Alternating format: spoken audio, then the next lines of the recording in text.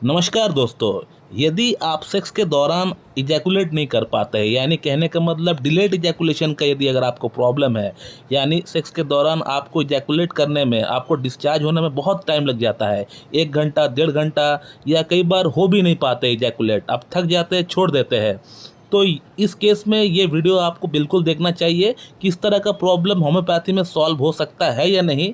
मैं एक पेशेंट का फीडबैक के ज़रिए, एक केस के ज़रिए मैं आप लोगों को समझाने का प्रयास करूंगा।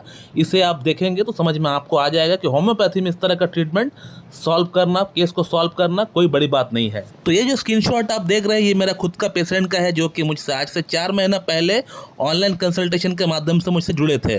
इनका बेसिकली 2 ही समस्या है। एक नंबर, ये सेक्स के दौरान इजैकुलेट नहीं कर पाते थे, या इजैकुलेट होता भी था तो काफ़ी टाइम लगता था, डिलेड इजैकुलेशन की इनको प्रॉब्लम थी। दूसरा इनका जो प्रॉब्लम था वो ये था कि सीमन अगर निकलता भी है तो उस समय एक जो संतुष्टि वाला फीलिंग आना चाहिए, एक जो प्लेजर मिलना चाहिए, वो प्लेजर इनको नहीं मिल पाता है। ये जो ऑर्गेज़म हम लोग बोलते हैं, ये ऑर्गेज़म इनको नहीं मिल पाता है। इनका ये 2 ही प्रॉब्लम थे।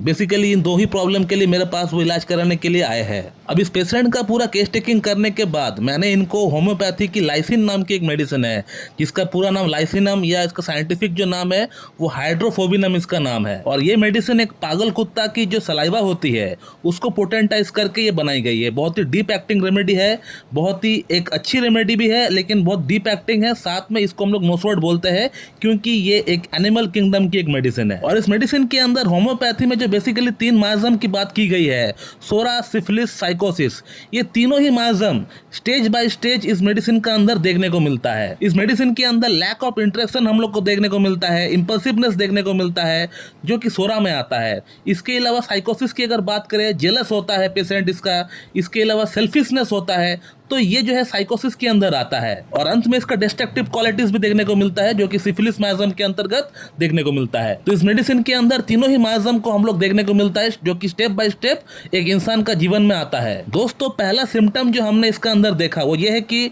इस पेशेंट का अंदर जितने भी नेचुरल रिसोर्सेस है उससे इनकी परेशानी बढ़ जाती है। इनको बाहर निकलना, इनको घूमना फिरना, गाना सब कुछ पसंद तो है, लेकिन इसका बॉडी परमिट नहीं कर पाता है। इनका मन उस चीज को अलाउ नहीं करता है कि आप इन चीजों को भोग करें। पानी की आवाज से इनको मन में एक अजीब सा फीलिंग होता है। ये समुद्र में जाते नहीं है, सही से नहाते भी नहीं है ये पेशेंट। एक तरह से हम लोगों को होम सिकनेस देखने को मिलता है इस मेडिसिन का अंदर। और इसका सेकंड सिम्टम जो हमने कलेक्ट किया वो ये है कि इनका मन का अंदर सेल्फिशनेस बहुत ज्यादा है, जेलस बहुत ज्यादा है। अपने फ्रेंड्स को जब देखते हैं कि वो अपना लाइफ में कितना अच्छा कर रहा है, उसका वाइफ कितना अच्छा दिखता है, उस कितनी अच्छी तरह से वो अपना लाइफ को जी रहा है, तो उसे देखने से इसको परेशानी होता है। वो अपने आप को फील करता है कि मेरा फ्रेंड इतना अच्छा तरह से अपना जीवन को जी रहा है, मैं क्यों नहीं कर पा रहा हूँ। तो एक तरह से वो जेलस ना होते हुए भी उसका मन का अंदर जेलस आ जाता है। इनका जो अगला सिम्टम हमने देखा वो ये है कि इनका अंदर इंपल्सिवनेस बहुत ज़्यादा है, यानी उनको क्या करना है क्या नहीं करना है वो खुद फैसला नहीं कर पाते हैं। अभी वो फैसला करते हैं कि मुझे जाना है यहाँ पे, तो विद इन 5 मिनट उनका फैसला बदल जाता है। तो इस तरह का इंपल्सिवनेस उनका मन का अंदर डेवलप हो चुका है। दोस्तों, इनका अगला सिम्टम जो हमने देखा वो ये है कि इनका अंदर सेक्सुअल डिजायर काफ़ी ज़्यादा बढ़ चुका है, बिल्कुल लेसिवियसनेस के साथ। यानी इनका जो सोच है हमेशा सेक्स के प्रति ही डूबा हुआ रहता है, हमेशा सुबह से लेकर रात तक सेक्स में ही डूबे हुए रहते हैं। जहाँ भी जाता है, जो भी देखता है, उनका मन का अंदर से वही सब बातें चलता रहता है। तो सेक्सुअल अर्ज इतना ज़्यादा होता है, लेकिन अर्ज इतना ज़्यादा होने के बावजूद भी इनको जो एक सेटिस्फैक्शन है, जो प्लेजर है जिसकी हमने बात की थी, वो इनको मिल नहीं पाता है, जिसके कारण से इनका प्रॉब्लम, इनका इंपल्सिवनेस बहुत ज़्यादा बढ़ जाता है, बिल्कुल पागलों की तरह हो जाता है ये। और होना भी चाहिए, क्योंकि ईश्वर का दिया हुआ जो सबसे चरम सुख है वो इसको भोग नहीं पा रहा है। इसका अंदर इरेक्शन है, अर्ज है, सब कुछ है, लेकिन उसके बावजूद भी ये इजैकुलेट नहीं कर पा रहा है। इजैकुलेट अगर नहीं हो पाएगा तो अंदर से जो प्लेजर है, जो संतुष्टि है, वो इसको नहीं मिल पाएगा। और प्लेजर, संतुष्टि अगर नहीं मिल पा रहा है तो सेक्स करने का कोई मतलब ही नहीं बनता है। तो मेरे ख्याल से, मेरा बात से आप इस पेशेंट का मेंटल कंडीशन आप समझ पा रहे होंगे। ये पेशेंट अपना जिंदगी जी तो रहा है, लेकिन ना जीने की तरह। जस्ट भगवान ने एक जिंदगी दिया है, वो जिंदगी को त्याग नहीं सकता है, तो उसको जीना है, वो किसी प्रकार से वो जी रहा है, लेकिन उसका जिंदगी में कोई भी चांस नहीं है, कोई भी प्लेजर नहीं है, हर जगह से हर तरह से वो इंडिफरेंट हो चुका है। इस तरह का मानसिक कंडीशन हमें एग्नस कैस्टस के अंदर भी देखने को मिलता है। तो दोस्तों ये कुछ माइंड सिम्टम्स हमने इस पेशेंट का अंदर देखे। इसके अलावा पेशेंट जो है चिली है, उनको मीठा खाने की शौक बहुत ज़्यादा है, पानी प्यास बिल्कुल नहीं है, पसीना बिल्कुल कम है, कॉन्स्टिपेशन की प्रॉब्लम है, इनको मीट खाना पसंद है। तो इस तरह का सिम्टम्स हमने पेशेंट से लिए हैं केस टेकिंग के दौरान। इसके अलावा लाउड नॉइस से, थंडरस्टॉर्म से इनका प्रॉब्लम बढ़ जाता है, जो कि फॉस्फोरस और मेडोराइनम में देखने को मिलता है। और फैमिली हिस्ट्री की अगर बात करें तो फैमिली हिस्ट्री में 2 आदमी को अर्थराइटिस की प्रॉब्लम है।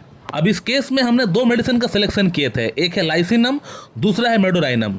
लेकिन मेडोराइनम को हमने साइड में रखा था, इनकेस अगर लाइसिन काम नहीं करता तो उस समय हम मेडोराइनम को हम इस्तेमाल कर सकते थे। अभी तक इस पेशेंट में हमने लाइसिनम का 4 डोज इस्तेमाल किए हैं, लाइसिनम 200, लाइसिनम 1M, लाइसिनम 10M, लाइसिनम 50M। इस 4 डोज से पेशेंट का प्रॉब्लम काफ़ी हद तक, एकदम कह सकते हैं 90% तक पेशेंट का प्रॉब्लम क्योर हो चुका है। ये आप देख सकते हैं पेशेंट का फीडबैक, पेशेंट ने मुझसे क्या लिखा है। पेशेंट का प्रॉब्लम काफ़ी हद तक सॉल्व हो चुका है, पेशेंट का टाइमिंग घट के 10 मिनट 15 मिनट्स तक आ चुका है। इसके अलावा जो उनको ऑर्गेजम नहीं होता था, अब ये ऑर्गेजम भी होना स्टार्ट हो गया है। थोड़ी बहुत इनको डिप्रेशन की प्रॉब्लम अभी भी है, पूरी तरह नहीं गई है। इसके लिए अब हम इनको मेडोराइनम देंगे, मेडिसिन हम लाइसिनम को चेंज करके मेडोराइनम देंगे। मेडोराइनम से इनका जो बाकी प्रॉब्लम्स है वो पूरी तरह समाप्त हो जाएगी। तो दोस्तों आपने देखा कि क्लासिकल होम्योपैथिक ट्रीटमेंट की मदद से हम लोग कितना क्रॉनिक से क्रॉनिक समस्या को ठीक कर सकते हैं। सिर्फ समस्या को ठीक कर सकते हैं ऐसा नहीं, बल्कि समस्या के कारण जो मानसिक तौर पे जो पेशेंट का जो प्रॉब्लम्स आता है, जो चेंजेस आता है, उन चेंजेस को भी हम लोग बड़ी आसानी से ठीक कर सकते हैं होम्योपैथी से। लेकिन ये संभव तभी हो पाएगा जब आप किसी अच्छी क्लासिकल एमडी होम्योपैथ के पास जाकर उनके सामने बैठकर केस टेकिंग देखकर जब आप ट्रीटमेंट कराएंगे उनसे, तभी ये संभव हो पाएगा। एक साथ हजारों मेडिसिन खाने से इस तरह का प्रॉब्लम सॉल्व नहीं हो सकता है। होम्योपैथी में आपको कॉन्स्टिट्यूशनल ट्रीटमेंट और होलिस्टिक अप्रोच ही आपको अपनाना पड़ेगा, तभी जाके पेशेंट का इतना क्रॉनिक से क्रॉनिक समस्या ठीक हो पाएगी। इस तरह हजारों मेडिसिन एक साथ खाने से कभी भी प्रॉब्लम सॉल्व नहीं हो सकता है, ये मेरा दावा है। उल्टा प्रॉब्लम बढ़ सकता है लेकिन प्रॉब्लम सॉल्व नहीं हो सकता है। तो दोस्तों मैं इस वीडियो को यहीं पे एंड करता हूँ। So thank you very much and have a good day.